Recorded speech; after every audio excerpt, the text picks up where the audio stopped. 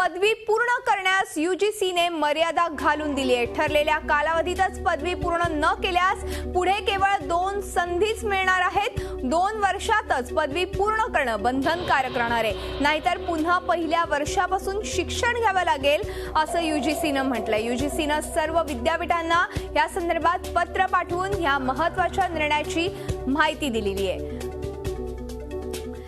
आणि एकूणच या संदर्भात आपण अधिक माहिती घेऊया। आमच्या प्रतिनिधी दीपाली जगताप पाटील आपल्या सोबत आहे। दीपाली, पदवी पूर्ण करण्यासाठी यूजीसीने मर्यादा घालून दिलेली आहे।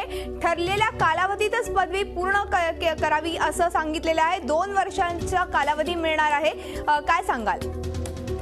नक्कीच या निर्णयामुळे सध्या विद्यापीठात देखील यावर विचार विनिमय सुरू आहे। कारण महाराष्ट्राचा जर आपण विचार केला तर महाराष्ट्रामध्ये अनेक असे मुलं आहेत, अनेक कुटुंबामध्ये हे शिक्षण त्या वेळेला पूर्ण करता येत नाही। मध्ये एक गॅप घेतला जातो, मध्ये बरंचसं अंतर असतं 10वी 12वीच्या शिक्षणानंतर, आणि नंतर काही विद्यार्थी जे आहेत ते आपलं पदवीचं शिक्षण पूर्ण करतात। अशा विद्यार्थ्यांना या निर्णयाचा फटका बसणार आहे आणि अनेक विद्यार्थी शिक्षणाच्या प्रवाहापासून बाहेर फेकले जातील अशी भीती देखील व्यक्त करण्यात येते। त्यामुळे शिक्षण क्षेत्रामध्ये सध्या प्राचार्य असतील, प्राध्यापक असतील, विद्यापीठातले अधिकारी असतील, त्यांच्यामध्ये याबाबत सध्या विचार विनिमय सुरू झालाय। मधुरा, दीपाली, तुम्ही आमच्या सोबत अशाच फोन लाईन वरून उपस्थित राहा। आपल्या सोबत आहेत यूजीसीचे माजी संचालक अरुण निगळेकर, आपण त्यांच्याशी थेट बोलूया। अरुणजी, स्वागत आहे तुमचं झी24 तास मध्ये। पदवी पूर्ण करण्यासाठी आता यूजीसीने मर्यादा घालून दिलेली आहे, केवळ 2 वर्षांचीच ही मर्यादा आहे। काय नेमकं काय कारण असू शकतं ह्याचं?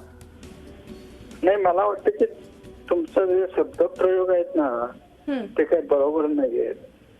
पदवी मिळवण्याकरता 3 वर्षाचा काल असतो आणि जर 3 वर्षामध्ये जर तुम्ही पुरी केली नाही तर आणखी ऍडिशनल 2 वर्ष आहे, म्हणजे एकंदरीत 5 वर्ष आहे।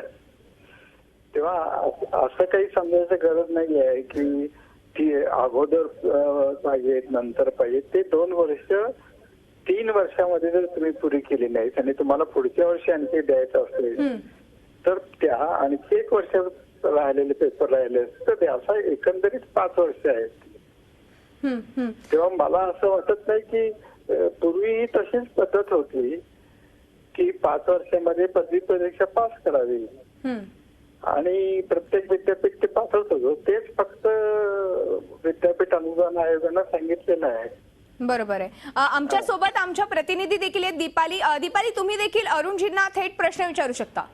निगवेकर सर, मला विचारायचं आहे की विद्यापीठामध्ये आपण बोललो या विषयासंदर्भात, तिथे देखील विचार विनिमय सुरू झालेला आहे। कारण तुम्ही म्हणता 5 वर्ष एकूण मिळतील, पण पहिले 3 वर्ष तर त्यांचा फर्स्ट इयर, सेकंड इयर आणि थर्ड इयरचा हा कालावधी असेल।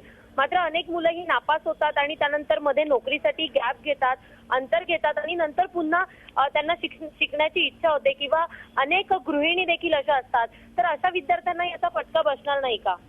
नाही बसणार, कारण ते काय आहे, पहिल्या 3 वर्षामध्ये ते 1 वर्ष पूर्ण करतील, बाहेर जातील, त्या कॉलेजमध्ये येतील, दुसरं करतील, 3रं वर्ष झाल्यानंतर, कारण 3 वर्ष झाल्यानंतर त्यांना पदवी मिळत असते, 3रं वर्ष झाल्यानंतर जर त्यांना 3ऱ्या वर्षातही त्यांना संपूर्ण तिन्ही झालं नाही त्यांचं तर त्यांना 2 वर्ष दिलेली आहे। किंवा मधल्या काळामध्ये जे काय होतं त्याचा काही परिणाम नाहीये। नक्कीच, म्हणजे थोडक्यात दीपाली, म्हणजे थोडक्यात ह्याचा काही परिणाम फारसा विद्यार्थ्यांना त्रास सहन होणार नाही असंच ह्याच्यावरनं स्पष्ट होतंय। धन्यवाद या संपूर्ण चर्चेबद्दल अरुणजी, तुमचंही आणि दीपाली तुमचेही। आपण बघतोय की यूजीसीनं पदवी पूर्ण करण्यासाठी एक मर्यादा घालून दिलेली आहे आणि या ठरलेल्या कालावधीतच पदवी पूर्ण केली पाहिजे असं सांगितलेलं आहे आणि 2 केवळ संधी मिळणार आहेत असं देखील त्यांनी स्पष्ट केलेलं आहे आणि या संदर्भातलं पत्र वेगवेगळ्या विद्यापीठांना पाठवण्यात आलेलं आहे।